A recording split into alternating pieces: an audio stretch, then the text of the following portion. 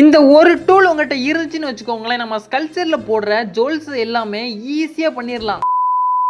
அட ஆமா மக்களே, வணக்கம். நான் தான் உங்க சிற்பக்கலையின் காதலன். இன்னைக்கு இந்த டூலை வச்சு நம்ம ஸ்கல்ச்சர்ல எந்தெந்த மாதிரிலாம் ஜுவல்ஸை சூப்பரா பண்ணலான்னு பார்க்கலாம். நான் கையில வச்சிருக்கேன்ல, இதோட பேரு எவக்கட்டைன்னு சொல்லுவாங்க.